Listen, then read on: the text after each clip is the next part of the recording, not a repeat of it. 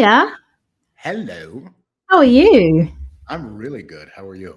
I'm good, thank you. I'm a bit tired. I'm not gonna lie, but I'm good. I I- understand it's Um, 8, 10 your time. yeah, it's 8:10. It's not even that. It's, do you know what? I started the carnivore diet like on the 1st of September. Yeah. Oh, and I was like, I'm gonna just see it through for 30 days and see what's happening. And I think the first like these 3 days, I've kind of like my body's just trying to adjust. And Mhm. so everything's going a bit crazy because all the toxins are being detoxified. And yeah, so that's fine. But it's fine. It's gonna be great. It's a wild journey, especially I know I'm on I'll keep it PG. I'll just say things happen in certain rooms of the house that have certain porcelain receptacles that you would not assume happen. I'm just saying it's a wild ride. It's a wild Yeah. ride. Have you done it? Yes, ma'am. Multiple times. How really? What was Mhm. your experience with it? I lost a lot of weight, a lot of water Okay. weight. It is a eating plan. I mean, I have to, from my personal experience, I have to kind of change the way I think about it and not call it a diet just because of my Mm-hmm. kind of issues and stuff. But I find that it's an eating plan that is easier to follow because I feel full. I feel Yeah. satisfied. I feel satiated. I feel like what I'm eating is tasty. It doesn't feel as okay, I'm going to eat this piece of salad and be happy. Mm-hmm. It feels it feels really good. And it's pretty easy to do for the most part. It's about commensurate as far as pricing. Uh, Mm-hmm. you can go cheaper, but I'm a fancy boy. I like, the best ribeyes and things Yeah, like the best that. of the best. But yeah, I've had really good experience with it. Before this, I'm on a slight vacation, visiting family in Cali. So before that, I had, I think where I was at was minus 20 pounds, 22 Mm. pounds on carnivores Wow. since I think I started it in April. Yeah. So Wow. That yeah. is brilliant. Yeah, that is literally, I think that's probably the main reason why I'm doing it because I've just had 2 babies in 2 years. And if I want to have another baby soon, I kind of just need to just shed the weight immediately and, get back on track. So that's kind of the reason why I'm doing it. But I'm just finding like meat sweats and like Yeah. I feel much more like awake, but the Mhm. meat sweats are just throwing me off. And my heart rate has been like kind of going into fat burn zone quite a Mhm. lot as well, which I was Mhm. kind of like, it's telling me that I've done like 34 minutes in my active zone today and I've literally done nothing. So we'll see how it goes. But anyway. Well, that's part of it too, is that it switches you into that burning mode faster. Mm. I think I think it's a healthy thing. I mean, I've obviously you can go on YouTube and find literally anybody saying literally anything about Yeah. literally any. That's part of what helped me hit my bottom was, being tired of, because I've dealt with food issues my whole life and eating disorders and stuff. So I was sick and tired of watching another dude who looks jacked telling me exactly what to eat at all times and telling me also that the other idiots on the last diet that I was on didn't know what they were talking about. So I just kind of follow, my intuition with it. I don't think it's something that we're supposed to be on all the time. Maybe. Mm. But I also think, it's different. It's probably different for men versus, for women. Yeah. So just keep an eye on that and, follow women who are doing it and see what their experiences are. Yeah, I think that's been the thing for me because I'm still like breastfeeding. I don't want my milk supply to go. So I've kind of done a lot of research and it's saying that maybe in the first few days it will dip, but then it will come back better and there'll be more of it and the quality will be better. So hopefully that will happen. But I mean, baby's eating, so it's okay for now. Right. Yeah. Well, Side, yeah. side note, this is the first time we've talked since you've had babies. Congratulations. Thank you. Thank you so Really, much. very happy for you. We need more good people in the world. And yeah, grateful that you're making more. Oh, thanks. That's very kind. Yeah, they're the best, actually. They are absolutely just the best. You hear all these horror stories about people saying, you're never going to sleep. It's just going to be crazy. It's going to be chaos. You're not going to have any time for yourself. But like they've been great, and I've been sleeping, and it's just been like the best thing in the world. They're just wonderful. I love it. Yeah, I love it. I'm sure there's probably a lot of parents out there who are like, she's lying to the world. Yeah, that's another thing as well, because with my second, I had a really, really amazing birth. And like I say it wasn't painful, and I genuinely mean that. It was not painful. I'd say it's intense, but it wasn't painful. And when I say that, people just like, you're lying. You're absolutely lying. And it's like, I'm not lying. It was amazing. I can't wait to do it again. But anyway, nice. I guess, yeah, maybe I'm just lucky. Well, I was just lucky with that one, but we'll see. We'll see what I'm saying next time. But anyway, thank you so much for coming on. And you're my first guest, which is pretty cool. It's an honor. It's an honor. Thank you. It's funny because I never thought I would do a podcast. It's something that I've always wanted to do. And I remember saying when I was on yours, like, oh, maybe one day I'll be able to have you on mine. And I think I had like serious imposter syndrome about starting one, because I was like, who am I? No one's going to listen to me. Like, no one cares what I have to say. And I was like, do you know what? I'm just going to do it because it's a bit of fun. And I get to chat to really interesting people like yourself. So just move on. Exactly. Really interesting. Yeah, you are. You totally are. But also, there's a line I read somewhere, and I'm going to butcher it or put it in my own thing. But as long as you're being honest, someone in the world, I think it was Fiona Apple, possibly attributed to her, as long as you're being honest, someone in the world is going to relate to you and value what you're saying, you know? And so all that, I mean, I have my show, Conservatish, everybody. It's going, just know this beforehand. If you go look up my stuff, it is going to be offensive. So just park your brakes. But you know, I've been doing it since 2018. It's had huge ups, huge downs, and right now it's kind of in a lull. And it's kind of been that way because of I'm busy, and I'm like, I'll get to it when I get to it. And you know, I'm not doing it every week right now. And why did I start talking about that? Because, you know, it attracts who it attracts, and I feel inspired to do it when I feel inspired to do it. But you know, don't worry about, I mean, you're going to possibly, I know I do sometimes, you know, what's helped. And this is another thing I'm interested in talking to you about too. What has helped me be like my reaction and my relationship with how many people are liking my stuff and how many likes I get in comments. What's helped my relationship to that is when I realize that it's God's podcast, not mine. God's meme account, not mine. When it's God's music, not mine. And when it's mine, it's mine. And I fight and I compare, and why is that friend of mine getting more likes than mine? You know, and then when I get a bunch of likes, then I'm like, why isn't it getting more likes though? But when I'm like, wait a second, this isn't mine anyway. There you go. That's a really good way of looking at it. So how did you get into it then? So you started it in 2018. What was the inspo behind it? So the inspiration behind the show was just, I was, you know, a singer-songwriter. I've been a musician for, well, since 2010, 2011. And right about 2017, I was going through some heavy changes in my life. And, but I used to write hooks for rappers throughout the Bay Area and in California. And California is a very liberal state. It's a very Democratic state. It's a very, you know, racist and Marxist state. And so I would go to these hip hop shows and sing choruses for these guys.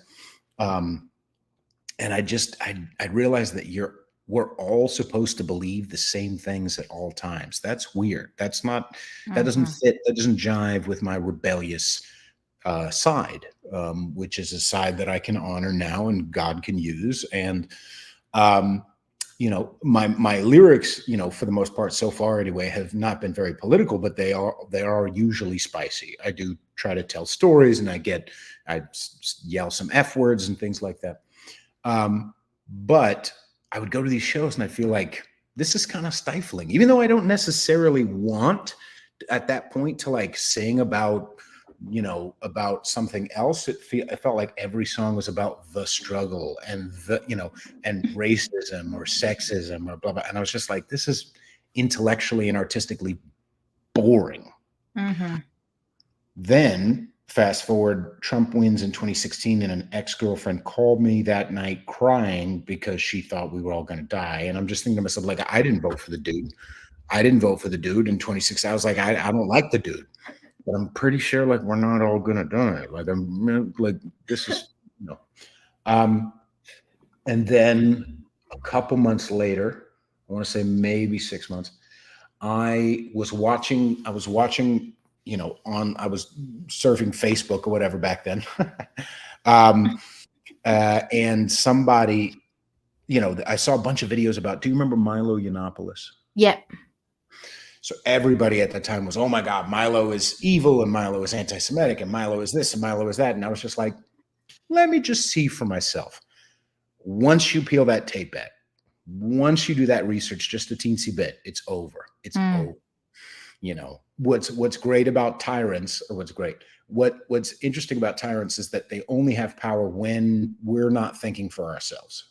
Yeah. You know, when we're too scared to do it, and we could talk more about that. But I just started watching a video, and suddenly I realized I'm like, I think I kind of agree with like 85% of what this dude's saying. And then I just fell down a rabbit hole for the next 48 hours of watching Milo Yiannopoulos, watching Jordan Peterson at that time, Steven Crowder, Ben Shapiro, Camille Paglia. Those other guys, man, whatever, you know, Milo, RIP, whatever. I still love Camille Paglia. Have you ever read any or watched any of her stuff? I've actually never heard of her. Camille Paglia, Paglia. She's she's an author and a university teacher and a speaker, and she's been in the game for a long, long time. She's more of a first wave feminist, and she talks a lot of trash about every other subsequent wave, as well as the trans stuff and the culture stuff. She's very culture heavy. She's very into art, movies, and you know. So anyway, Camille Paglia. So once I started doing that, I started thinking, you know, I realized like, oh, I think I'm conservative. I was in the process of just thinking like, okay, I want to express this. I want to be open about this, but I don't want to be tied into 2 verses and a chorus. And that's what that is when you're a musician. You are restricted to this verse, a chorus, this verse, maybe a bridge, and then another chorus. And so I'm just thinking, I want to be able to. And so I decided to start Conservatish, and you know, I've been doing it since then. So I've had ups and downs. I've had you guys on. I've had Katie Hopkins was once on my show. Wow. You know, I've had you know, some pretty big names and small names, and conversations about abortion, and conversations about God, and conversations about drugs, and conversations about a million different topics. Hence why it's called Conservatish, because I don't want to be a pundit guy. I don't want to be the restricted. Again, I don't like the restrictions. So it fits in with my stilo. I love that. Who's been your favorite guest that you've had on? And don't say me. Even though I know it was me. Who's been my favorite? Well, what kind of favorite? What do you mean? Your favorite overall? Who did you find like the most juicy, most interesting? Most juicy? I don't know. I've had some good ones. You've had some juicy guests. I've had some juicy guests. I think there's been a couple. I've had some of them were not even like conservative. You know, I had a guy on who was his name's Daddy Ray. Okay, love that. he's an old legendary activist and artist in the San Francisco drag scene, and we had a long conversation about getting diagnosed with HIV in the 80s and what that was like. Yeah. Wow. He was in Kentucky at that point. He was. I remember he told the story where he's on a stretcher. He's in Kentucky, and he's like, Doc, I think this might be HIV. And the doctor was like, what's HIV?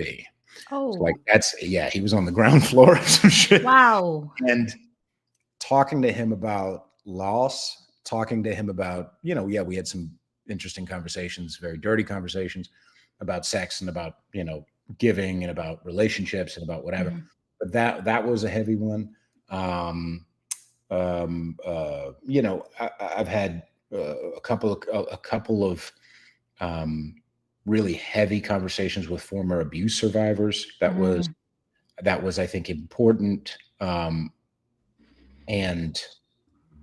I feel grateful that I provided, I think, a safe enough place for people to feel comfortable to go in that direction.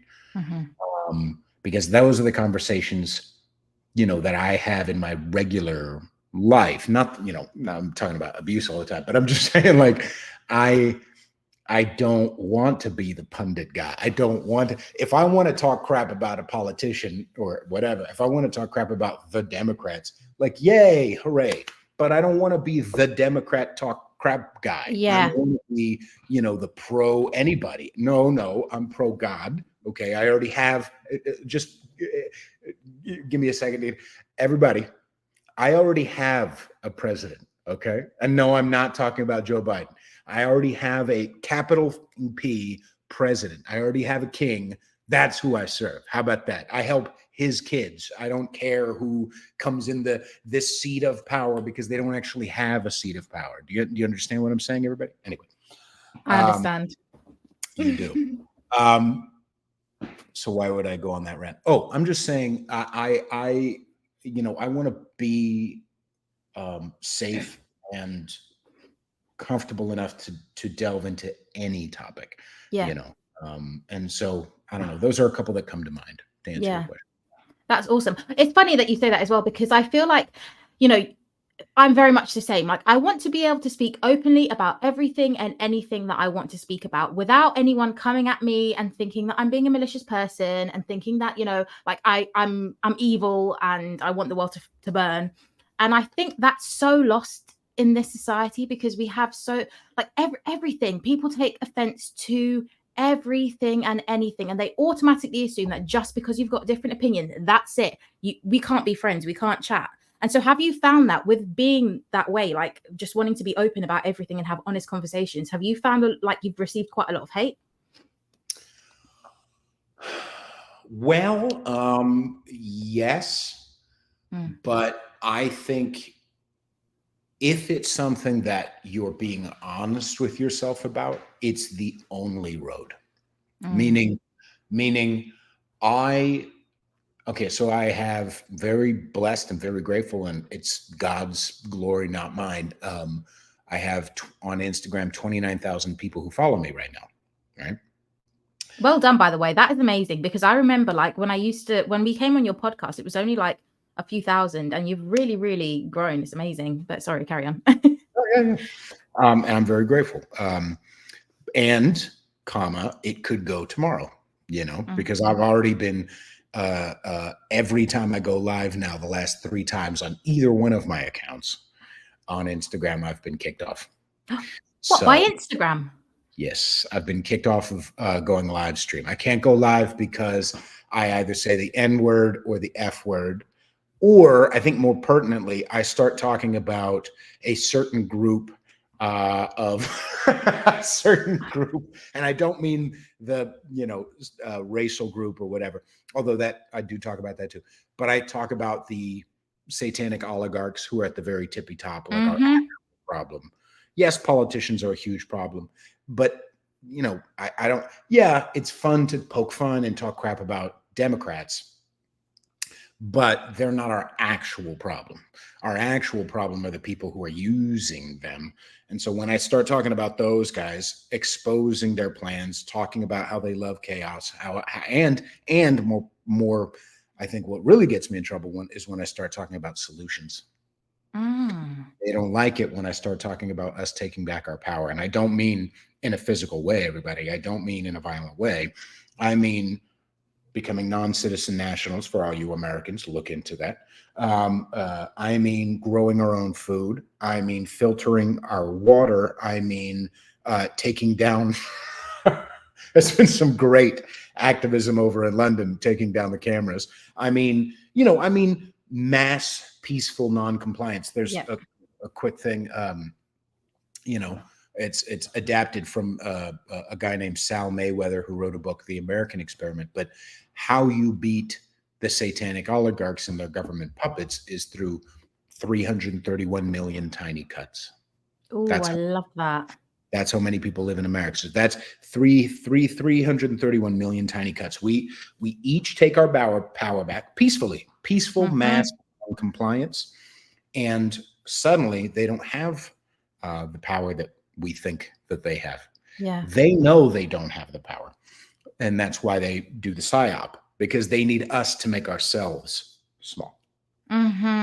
But regardless, when I start talking about solutions, that's when they really don't like me doing that. And so they kicked me off Instagram, and I'm not allowed to go live now until October 2nd. I think on my backup account at Conservatish, I'm allowed to maybe go live in like 2 weeks, but again, what are you going to do? Wow. It's mental how they pick that up. Like, how do they know? They must be monitoring absolutely every single account and listening for these buzzwords and then just being like, nope, that's you. Bye-bye. Well, they have technology to do that now. That's crazy, isn't it? It's actually scary. It is scary, but we sign up for it. Yeah. No, you're so right. Right. Are you on Rumble or just YouTube when you're doing No, I'm on Rumble as well. But I've actually never used Rumble. I uploaded my first podcast episode and I was like, I have no idea what I'm doing. I literally I don't have a clue. Well, what's your handle on there? It's just Eden McCourt. All of them are Eden McCourt. Okay, I'm just so self-indulgent. But what's the difference between Rumble? Is it's supposed to be like more free, allowing a free speech? Yeah, for now. Yeah. Sorry to be. No. That's not pessimism. It's just realism. Yeah. And maybe I'll talk about that for a second. But Rumble is definitely more free speech. YouTube is owned by the same people. Again, not Google. It's owned by the same people who own Instagram and Meta and all that stuff, and our politicians. So yeah, it's very much a mouthpiece. Gosh, yeah, it's crazy. So with that being said, can you tell me, I don't know if this is going to get me kicked off. I mean, like, second episode in, I'm getting kicked off everywhere, but can you tell me? I've been very gentle. I haven't said any of the words that I normally say. You're all right. Okay, amazing. Well, you can might have to say them now, because I'm going to ask you, like, what is going on? Tell me about these like satanic oligarchies at the top and what they're going to do, and tell me the solutions. Okay, in my personal opinion, and I could be wrong, I'm just a human being. In my personal opinion, I believe we are in a spiritual war. Now, sometimes it manifests through various ways. A lot of times it's sex. A lot of times that's why the sex world has gone insane. Crazy, it's not only, although there's something to be said about it, but it's not only, the fall of an empire always has, like Camille Pally actually mentioned, before Rome fell, it wasn't called transgenderism. It was called, this, what's that thing with Bowie, when you mix genders and you kind of become like this. Something with an A. Anyway, so androgynous. Yeah, androgyny. There's a lot of that. And then there's also homosexuality. And again, if you're thinking what I'm saying right now, everybody, means gay people shouldn't be allowed to live, like, you're not paying attention, because literally 10 minutes ago I was just talking about having a long conversation with gay people, myopic. But so anyway, the world's going crazy sexually. The world's going crazy food-wise. We're literally in America putting plastics, putting chemicals into our food. There's, fluoride in our water. There's, microplastics everywhere. There's this, there's that, blah, blah, blah. Now and obviously inflation is going insane, and immigration is going insane, and, all these different things. But again, what we want, if we're going to be effective in our way of looking at solutions, we need to not treat symptoms. we need to treat the disease. Mm-hmm. So even though immigration is a big deal, and Democrats are a big deal, and the microplastics in our food, big deal. Filtering our water, big deal. All these homeschooling, whatever, the insane, trans and racial stuff going on in school. Those are all big deals that we should address. But those are all symptoms. Me losing, this is a bad example because I'm just a bald man, but losing your hair because of cancer is just a symptom. So buying Rogaine doesn't fight cancer. And understanding what the actual problem is important, because these are all symptoms. And when I say symptoms, I mean, obviously it's a manifestation of the disease, right? It's a characterization of the disease. But in this framework of the satanic oligarchy, it's actually intentional. It's intentional because for a number of reasons. The first reason is to understand that when just micro is macro, when I as a human being feel afraid, what happens? For me, when I feel afraid, I feel, a heartbeat. I feel anxious. I feel there's a lot of worry in my mind. There's a lot of, and you know what I do first is I reach for distractions. I reach for more food that's not healthy. I reach for more coffee. I reach for, more, nicotine. I reach for drugs and alcohol. I reach for porn. I reach for Netflix. I reach for social media. I reach for distractions. Get me out of the present feeling, because the present feeling feels chaotic. I feel afraid. I'm not okay. Get me out of the present moment. There's profit in that food that's unhealthy. There's profit in porn. There's profit in Netflix. There's profit in social media. There's profit off of my fear. Right. Wow. Along with that, when I feel chaotic, I will, when I feel afraid for long enough, I will also reach for solutions, right?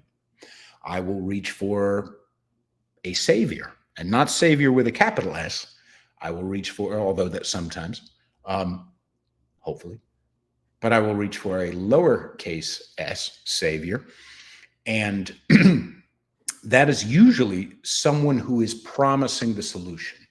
So if I feel, oh my God, a mass shooting happened and oh, these poor children. Suddenly the government comes in and says, don't worry, I've got you. Just give me all your guns. Problem, solution. When the government, oh my God, they were filled with microplastics. Oh, the food is unhealthy. FDA, the Food and Drug Administration under the government says, don't worry, I got you. We'll make more regulations, and then we'll make regulations for our regulations. And then we'll squeeze these small businesses till they get so right. I feel like the immigration is going insane, right? That's one of the, oh my God, it's crazy moments. Don't worry, everybody. We'll implement a digital ID system. Are you listening, everybody? We'll implement a digital ID system to track all of these illegals. Now, we'll also be tracking you, but it's a small price to pay for safety. If I feel worried enough about these immigrants, if I feel worried enough about their violence, if I feel worried enough for my daughters and these people who are going to be raped, right? Then I will take whatever solution that the government or any solution promiser is promising. So immigrants, guns, mass shootings, food, those are just, again, symptoms. Now, here's what's worse. Already that in and of itself is grotesque, because the government and all of these solution promisers are always bad at what they do. At least they're inept at it. They can't control food. They can't control guns. They can't, in the most strongest gun laws, place in the world, Chicago, one of the strictest gun laws in Chicago, 100 deaths, 100 shootings a weekend over there. Is that a real statistic? A couple of months ago, there was 100. Yeah. Oh my gosh. I think on average, it's probably 27 to 40, but wow. And that's the strictest gun laws. So at the very least, they're bad at what they do. They're inept. Imagine the DMV being in charge of your safety. Sorry, what's the DMV? I'm sorry, the Department of Motor Vehicles. Oh, thank you. Right. So imagine those guys who are always slow and you wait forever and they don't have the right forms and they bureaucracy, horrible, boring, just oh no, you have to you have to come back again. We have to set up an appointment that's 3 months from now. It's these people who are giving us solutions, who are at the very least implementing them, whether it be food, guns, immigration, fill in the blank. But here's what's more important to remember. The symptoms are not causing themselves. Sometimes, it's a natural occurrence based on, I hate the country I live in, so I run to the other country because they have, right? But it's actually intentional. It's intentionally implemented. If I am stuffed with microplastics, what are the symptoms of that?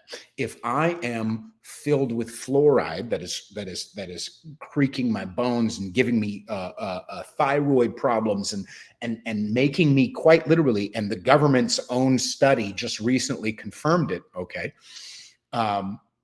giving me and my children mental problems. Intelligence it's on record. It goes down in your children when you give them fluoride. Okay. Wow. That's intentional. The immigration is intentional because they want us reaching for the steadying hand of the state. If I feel uncomfortable enough, if I feel chaotic enough, if I feel afraid enough, I will reach for the steadying hand. I will gladly grab onto your solution. There's an example of that. And I hope this isn't too long a diatribe. No, I'm loving it. No, tell me. Okay. So interesting. Here's an example of that. COVID. Oh my God. I don't know if you guys remember. But in February of 2020, we saw, in America anyway, we saw videos online of people in China falling. I literally saw videos of people on the streets, fell into the streets, right? They wanted us scared. We saw videos of China, them drilling doors shut. They were so scared of this disease. They got us scared. And when they got us scared enough, we would gladly take their solutions. Right? And not just do you want to go back into society? You have to take this chemical. And both the right and left was in charge of that, everybody. But anyway, one thing at a time. But also, you'll take this chemical, but also if you want your business to survive, if your business is squeezed, and they quite literally said this out loud many times. Jacinda Ardern, horrendous human being. Yeah, she's a horrendous human being. And I'll get to why she's a horrendous human being in just a moment, everybody. But literally, I saw a video and I reposted it yesterday of her saying, that she set up quarantine camps and you have to get tested or tested, the way she said it. You have to get tested before you're allowed to leave, right? Otherwise, you can sit there and just not be allowed to leave. And she said it with a smile. It was the smile that was really poignant. So problem happens, they offer solution. The solution not only doesn't work, but it actually makes things worse. Okay. Again, gun restrictions in Chicago, vaccine, food regulations, right? All these different things, immigration, okay, digital ID. But, and the next layer, and this is probably the most important layer, and it's also the most, potentially controversial layer. Got some ASMR there.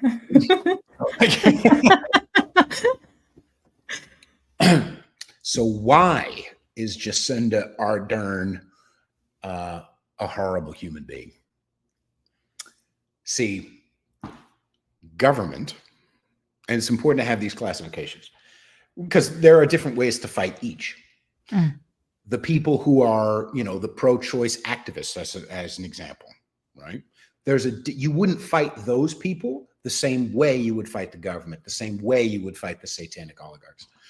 The people down here, you can sometimes reason with them. You use propaganda, you use cognitive dissonance, you use memes, you use videos of babies being aborted. Like, you use that stuff, and it often jostles people out of that insanity.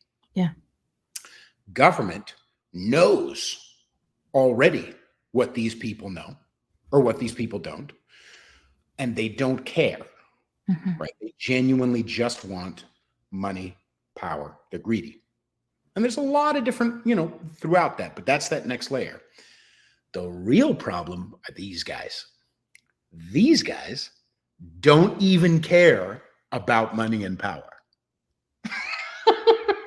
What do they care about? I'll illuminate. These guys, and it's a very small set, these guys actually want power for something else. What is it? So Satan doesn't have any power in this world, right? Ah, right. So he needs people to do his work for him, right? And what do they get for it? Well, I mean, they get money and power. But see, these people are playing such a long game that it doesn't even matter if they die because of it. So, like, as an example, Alex Soros, George Soros, right? George Soros is about to die. He doesn't care that, oh my God, I get to buy another boat. He doesn't care because he serves something higher. Or if you want to really put it, something lower. He serves Satan. He wants to be a conduit for that dark power into this world. More chaos, more insanity, more violence, more blood sacrifice, more more, right? More pro-choice, immigration, because they want that power and that energy to go to something else. That's what they serve. And that starts at an early age. Again, greed, money, and power, right? And sex for the government, and for a lot of the politicians, and for a lot of the fill in the blank, a lot of the guys who are, the pedo Hollywood elite, right?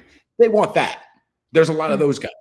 They might not have access or know or be as sold on the reasons why these guys, but they're willing to do whatever these guys want because they want the money, power, sex. They're greedy. And again, Satan's using them too. Let's be real. But these guys, no. They know what the ultimate power grab is. They know what they're doing. They know they're fully involved and fully aligned and fully sacrificed. And that's a slow process. Back from early Alex Soros, I believe, from the jump, started realizing, like, you have power, kid. You have power. God is in each of us, right? Your soul is important and powerful. And here's these little ways I can start to propagandize. Oh, and by the way, here's a boat. And by the way, here's any girl you want. And by the way, here's all the, right? And slowly they get sold on this idea of, oh, this is my purpose. And Satan already has a foothold in there from the jump. Mhm. You know, these families go back. You understand what I'm saying? Yeah, no, I totally get it. Yeah. So, and there's more research you can all do into that, and more research I need to do. Yeah, it's a big rabbit But hole. it's a rabbit hole. But you don't even really need to research too much to understand that concept. You don't even need to be a Christian to understand that concept. Mm. You should, everybody. You should do your research because it's actually true. Anyway, but to understand that concept, you realize you start to at least see the manifestations. It makes sense. It makes sense that there's all this chaos. How come this horrible problem happened and then the solution was worse? Oh, and not only did it not fix the problem, but now I have less power over my food. I have less power over my movement. I have less power over my money. I have less power over my body. Interesting how that pattern continues to happen. It's not just the government. And again, we need to fight that too. But there's a deeper reason why this continues to happen. And it's a reason, it's a fight, it's a spiritual fight that's been going out back thousands of years. Thousands. And so, like, off the back of that, it's like, what can we do about it? And I guess it's the small things, is it? Well, there's a lot of different things. But let me first say this.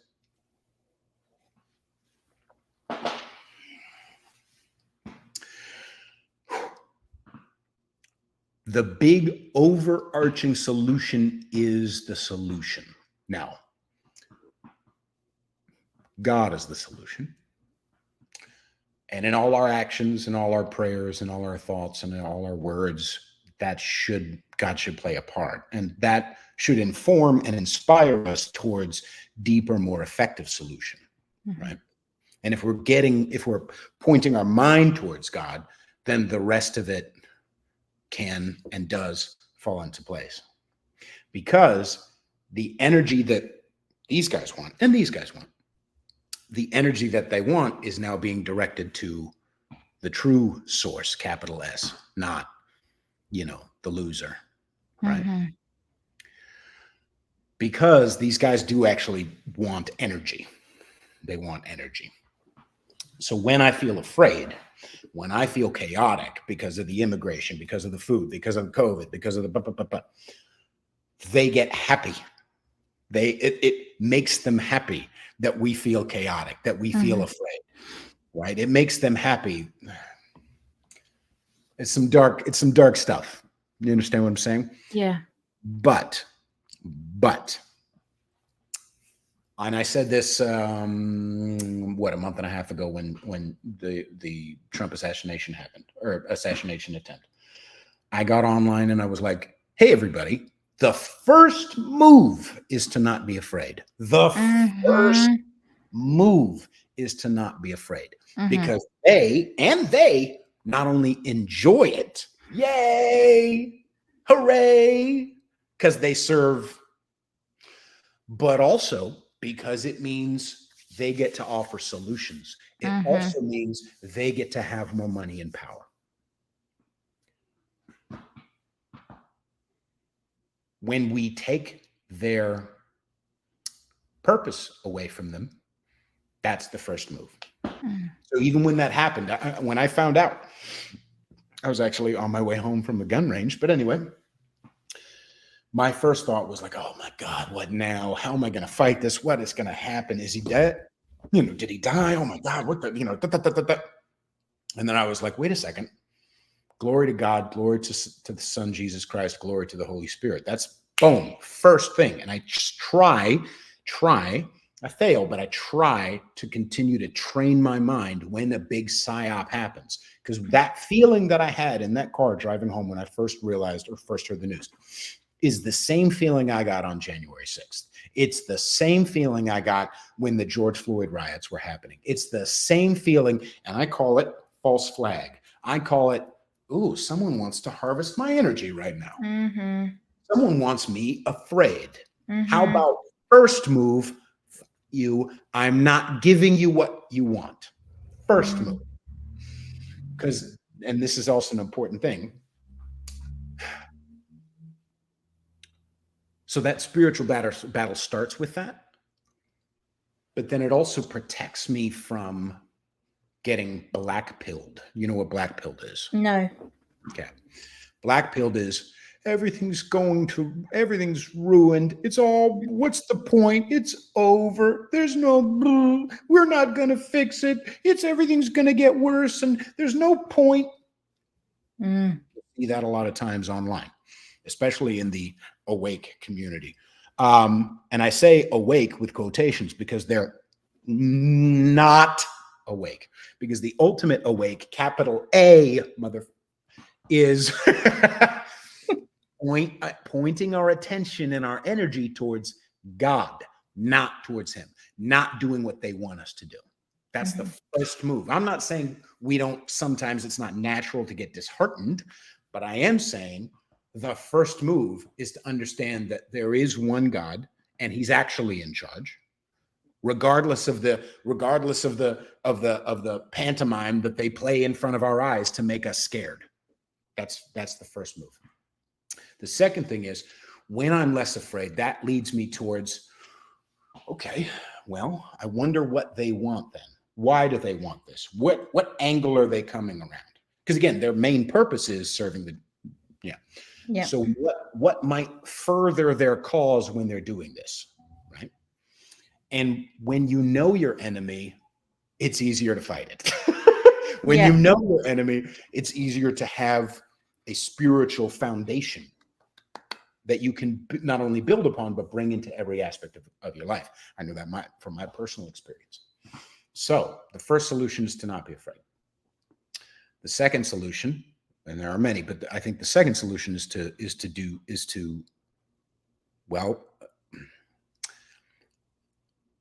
there's a lot of different ways you can do it. I think we're each responsible for our little cul-de-sac of responsibilities.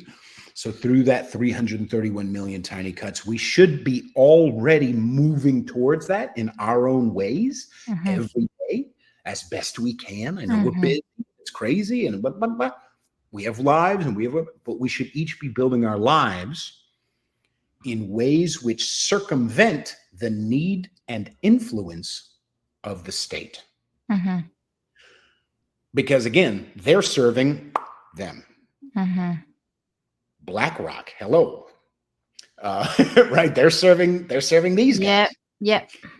So if I'm building my life in a way which circumvents the need and influence of the state, not my circus, not my clowns. Right, not my monkeys. Oh yeah, I was gonna say monkeys, but I got it wrong. Sorry. Yeah, no, that's whatever.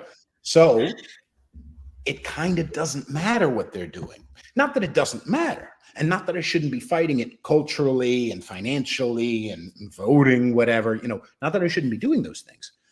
But oh my God, they're putting fluoride in the water. Oh, that's interesting. I have a well in my backyard and I filter my water. Oh, they're teaching this at school. They're teaching the Marxists. Oh, I'm already, they're not going, my kids aren't going to that school. Right? Oh my God, they're letting illegals in. I have a gigantic arsenal and I don't live in a major city. Oh my God, they're doing the digital ID. Oh, really? That applies to citizens. I'm actually not a citizen. And I'll illuminate that before I stop this rant. But I'm just saying, if I'm building my life in a way which circumvents the need and influence of the state, then it doesn't matter what they do. I'm free. I'm free. Yeah. And that leaves me free to serve God. That leaves me free, more free, to continue my lineage. That leaves me free to teach my kids how not to be afraid, to teach my friends and family how not to be afraid, to teach my people who follow me on Instagram how not to be afraid, right? So, and then also in the interim, I don't think it's our job to save everybody, but we really fight it through mockery and exposure, and that's what I love about my memes and all the stuff that I do is, yes, exposure, but also mockery. Here's an example. How am I doing on battery? Hang on one second. Oh, okay. If like here's a well, one thing at a time. I'm sorry. It's okay. So the black pill, why it's important also not to be a black pill is because they want us to be. They like it when we feel disheartened. Despair. Yeah. Despair. When I drop my gun and say, there's no point. It's like, guys, here's a little for America. I don't know about England, but for America, we have 331 million people, right? And we have 400 million guns. Okay. Wow. That the government knows about. But anyway, we have 400 million guns that the government knows about. There are only 708,000 police officers in the entire United States. There's only 7,000, did you say? No, 708,000. 708,000. Wow. Okay. Wow. There's only 1.2 million armed service members in the entire United States. Now, even if and by the way, both of those groups are largely on the ideological, at least, side of freedom. Their jobs aren't, but their minds are. They have American flags and they have guns and they like, they don't like what the government does in a lot of it. Okay. So let's be generous. Let's call it 2 million people versus 331 million people with more guns than them. I know babies are involved in that. They're not carrying around guns, but I'm saying we outnumber them and outgun them by a lot.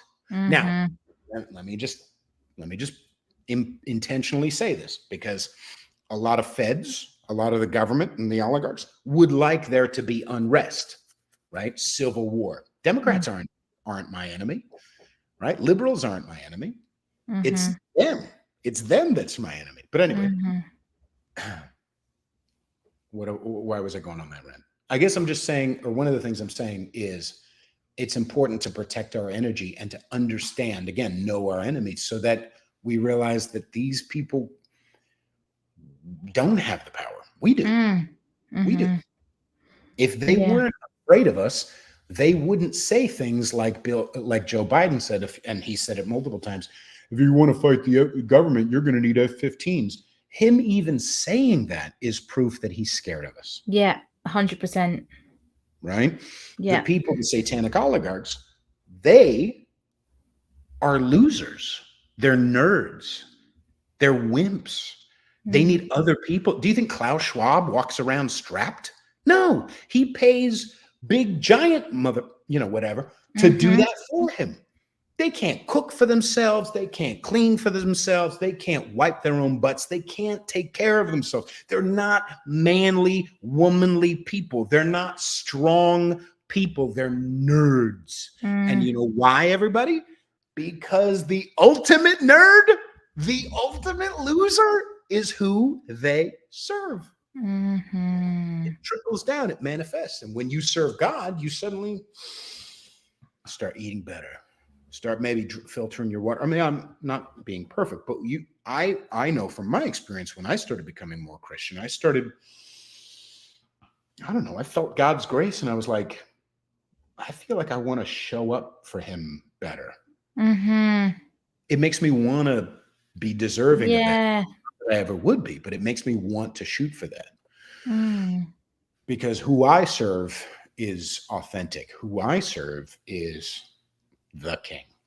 And who they serve is, I want to be like humans. That's not fair that they get to be like, I don't like this guy. Satan is the ultimate loser, dude. He's the ultimate nerd. And so, of course, it manifests in them having biceps that are this big. Come on, everybody. You understand what I'm saying? That is brilliant. I guess, like, everything that we've just spoken about, the average Joe, especially in the UK, which I think is a lot more of a secular country than the US. Like, there's a lot more people willing to accept God, even if they're not necessarily practicing their faith. They'll say they believe in God.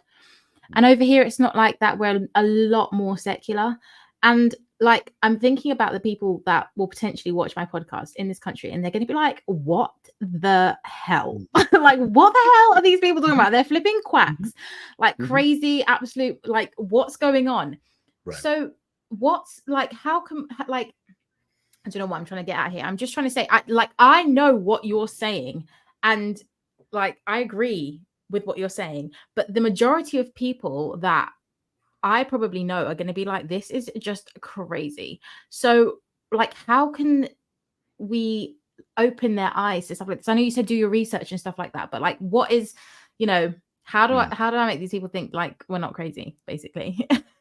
Well, we can do our best. That's the first thing to understand, that some people are going to stay afraid, and you can pray for them, but the first thing I would say is we're both people of color.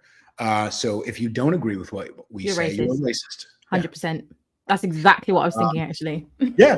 Because again, what is the point of that, everybody? Cultural. Political is downstream from cultural. You got crazy because of white guilt. I'm going to use that to my advantage. Yeah. I win. If you're white, I win, period, the end of this phrase. Okay? And I use that cognitive dissonance to keep my foot in the door of the political, spiritual, whatever, grand, global, geopolitical conversation. And I'm shameless about it, and I will continue. Second thing is to realize that where we're going culturally is doing that and being small-minded. Everything's racism, everything's sexism, blah, blah, blah, is cringe. It's cringe. I do believe that racism exists, but the problem is the idea of racism benefits who? The idea in the current cultural milieu, in the zeitgeist, benefits old, white, and Jewish men. That's who it benefits. The people that you seem that you claim to, they profit quite literally, not just energetically, but financially off of you voting for the people, for the puppets of those satanic oligarchs. They profit off of that. White profit. So if you really want to fight racism, stop being a stooge. And listen to two people of color. Okay, so we're fighting it that way. We fight it culturally, and also, so my process of becoming Christian was long, and it was, I don't know, God got to me a couple of different ways, but the way that really hit me, because again, as you can tell, everybody, I hope you can tell, I'm not an easy sell. I don't, I've been through cults before. I know how to, and that's a longer story. Thank God I got out, blah, blah, blah. I didn't even realize what. Okay, right. That's going to be for another podcast episode. We're going to have to be back on. Sorry, but it's like cults, yes, talk to me. But anyway, we'll save that for the next time. It was a lot less, it was a lot less like shamanic or whatever, it was a lot less romantic than it seems to be on Netflix. Anyway, so I'm not an easy sell. So I do know what I'm talking about when it comes to Christ. And I've done more research on the historicity and veracity of the Bible and its claims and on God than on any other topic in my entire life. Because I was spiritual, okay? And I've been an atheist before, so I know all of the, things that you're going to say. Oh, it's been changed. Lie. Oh, it's been, it was Sky Daddy. Yeah. I know all of the crap you're going to say. I've watched Bill Maher. I get it. Oh, George Carlin. Wow, that was really relevant 25 years ago. Sorry, everybody. I actually have done my research. And by the way, that is going to be another podcast episode as well about conversion. Sorry, I'm just like making mental notes. Carry on. Yes, ma'am. And so for me, what really hit me, I was Christian-ish. I'm an intellectual, or I think I'm an intellectual human being. And I was doing audio because I'm an audio engineer at this church in Austin. And all of a sudden this woman is singing, and I start to feel myself like tear up. And I was like, that's weird. I'm at work right now. This is not appropriate. Why am I tearing up right now? week after, 2 weeks after, it happens again. I'm like, okay, this is interesting. It keeps happening. And then even one day, this 17, 20-year-old kid gives himself over to Christ. And I just started really like,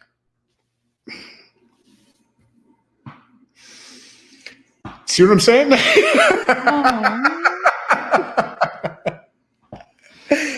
This is not, sorry. It's okay. It's not something I normally do. I'm a big, tough, manly motherfucker. And I was like, okay, all right. I'm tired of fighting it, God. Fine. I'll do my research. And so I knew I had to get into it intellectually like I normally do. And I do research and think and blah, blah, blah. But God hit me through music. God hit me through emotion. God kept poking me in the belly like, hey, attention. And at a certain point, I had to just be like, fine, okay, all right, you win. And so I started really doing my research and found out, like it's really true. And it makes sense that it's true, because if the people up here, quite literally, and they have it in their books, I'm not making it up. This isn't, they're greedy. No, guys, these guys actually say it out loud that that's who they serve. Okay. It's in there. There was a book. Well, never mind. I'm not gonna. Here's what I'm saying.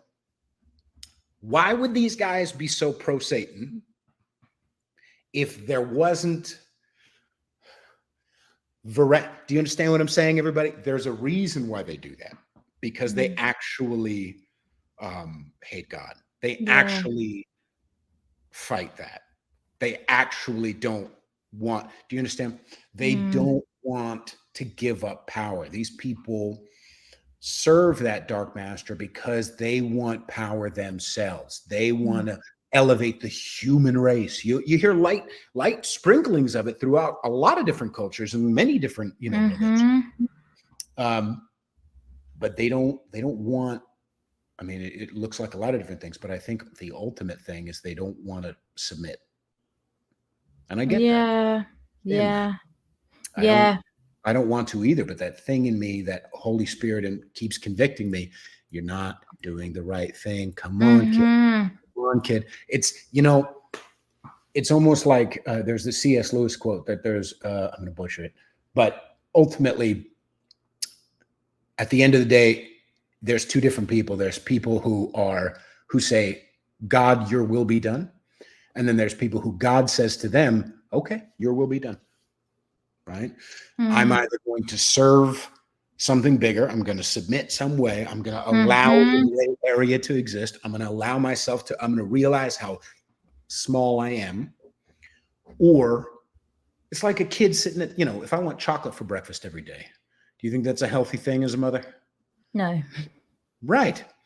But I want it and I want it and I want it. And it's not fair that I don't get to have it. And so it eventually, sometimes God's just like, okay, all right, you want it? Great. Here it is, kid. And then you get a stomach ache and he's like, are you done? And you're like, no, I'm not done. I want it. Okay. All right, cool. I love you. I'm right here, And anyway, I'm just saying like that's my process, was eventually just realizing, I mean, I knew there was a God, but putting it under the framework of that not only makes sense because of these people, but also makes sense because of my experience, and also makes sense in the light of the extensive research I've done. So, wow, gosh, okay, I could actually sit here and talk to you for ages. I actually had like a little list of questions, and I only got through like one. Okay. So I'm going to ask you one more question, and then I'm going to have you back on in a few months, and whatever you want. We're going to go through the rest of the questions. But yeah, that would be great. My last question, I guess, well, not my last question, my second question.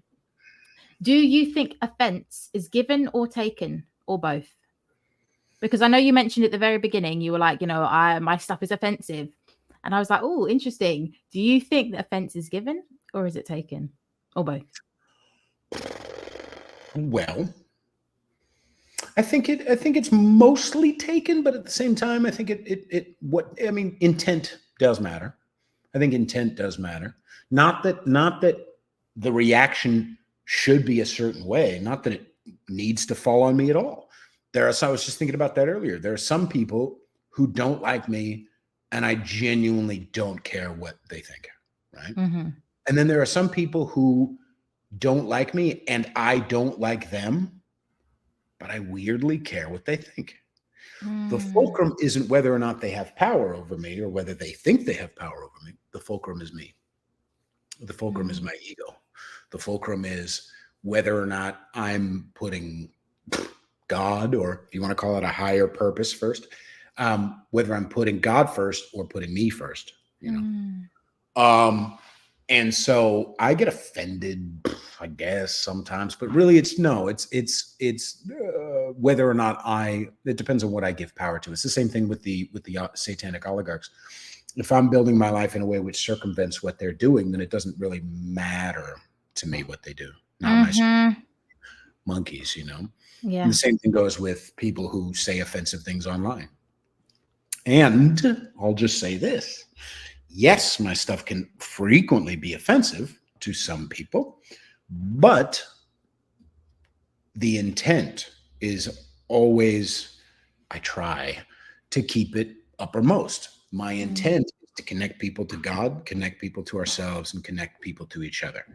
Anything that is in the way of that, I am going to poke, I'm going to prod, I'm going to cognitive dissonance, I'm going to expose, I'm going to mock, I'm going to get in there because God's given me that gift to do that. And so, you know, that's why I do some of the off the wall wild stuff that I do, or the crazy memes or the crazy words that I use. It's to let myself, you know, give myself the breadth that I need to communicate fully, and also to use those tools to serve God, to serve connecting ourselves, connecting ourselves to each other. Thank you so much. This has been such a good chat. I'm actually so sad I have to go because the beer. But thank you so much. Where can people find you? And also, by the way, just as a side note, your music's amazing. Your voice is absolutely brilliant. And I wouldn't say that if I didn't mean it. Like, you genuinely have such a great voice and good music. So sorry, where can people find you? Thank you very much. Very kind of you. You can find me on Instagram at Peter_Feliciano. You can find me on Rumble as well, and also on YouTube. I would prefer Rumble. And I put out a show of Conservatish. I'm going to try to do it more weekly, but we'll see. Especially now that I can't live stream on Instagram. And you can find me on Twitter at Rule62Peter. And also my music is just, don't search Conservatish, just search Peter Feliciano, and you'll find that on Spotify, on iTunes, and whatever. I am working on a new album. It's going to be very different from my first one I put out in 2019, but this one's going to be very different, but I'm excited about it. So I'll keep you all posted about that. Yes, please do, guys. Give Peter a follow and listen to his podcast because it is great. Thank you so much for coming on and chatting with me. I really, really appreciate it. And thanks for being my first ever guest. It is an absolute honor and a privilege. And again, congratulations to you and the fam. I hope it continues to grow. And thanks for having me on. I'm literally happy to come on anytime. So let me know. Thank you. Thanks. That's great. Well, we'll hear from you again soon. Yes, ma'am. Bye, everybody.